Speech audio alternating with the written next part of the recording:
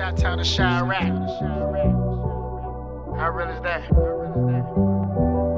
Ooh, welcome to Chirac, where them bullets steady flying and the baby steady dying and the mama steady crying. Welcome to Chirac. It's regular to grow up around, criminals. You're trying to break the cycle. You have to. You show them better, they'll do better. Intervening, basically. Yes, it's not violence prevention, but it's anti-violence. I'm trying to make it through the weekend. 46 shot, 9 dead, 1 week. Welcome to Chirac. Jahmal's Chicago childhood was also tough. Just recently, his Aunt Betty, inexplicably, was shot dead by police. We got 2 people shot, but were the shots fired by police, just to confirm? Yes, they were. But rather than fight, Jahmal has set up a program he hopes will make a difference. My Block, My Hood, My City takes young people on day trips out of their suburb, many for the first time.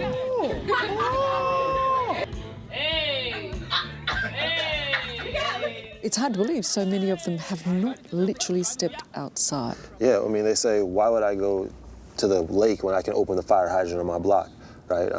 You ask them what they want to be, they say they want to be a rapper or a basketball player. Well, if I can take them 10 minutes away to Pepsi or Gatorade and they learn about consumer engagement, they never knew that job existed prior to that educational field trip. So I want to expose them to as much as possible. Your belief is that if they see something new, they'll be inspired. Yeah. You ever heard the saying, you show them better, they'll do better? So I show them better. So I take a teenager from the hood and I take him on an educational field trip to Facebook and we learn about advertising. I ask them, hey, what is your favorite foods? They say my favorite food is a gyro or my favorite food is chicken. I take that same student to Divine Avenue and we have curry. We just expose them to different palates, different professions, different cultures and different cuisines. That's expose them to more of the world than their block. Did the police shooting of your aunt deter you at all? It's made me stronger because I realize that, there's a plague of hopelessness that's spreading around the city. There's a deficit of hope. There's a trend of lovelessness that's spreading throughout our police force. And I think that the only way you can get out of darkness is with love. So I just continue to do what's best. And I think it's not my job to hurl stones. It's my job to say, how can I better the relationships between the police force and the community? How can we have cultural immersion training? How can I take them to my block? What can I do on my block that can help out?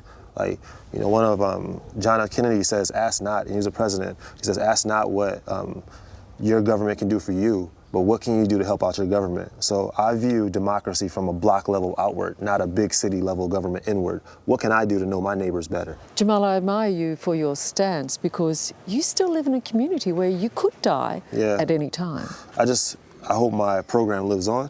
And, I don't, you're 100% right, I think I'll be buried in my hoodie. I already know it. Like, I'm never going to take my hoodie off. I know that my program can live on. I'm trying to teach Noah how to do it.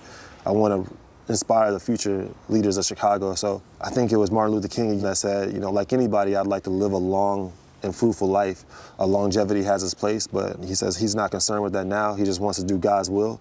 I know this program is my will, so, the longevity of my life, it is what it is, but just, look me in the eye if you're going to do something to me. I just hope you can look me in the eye.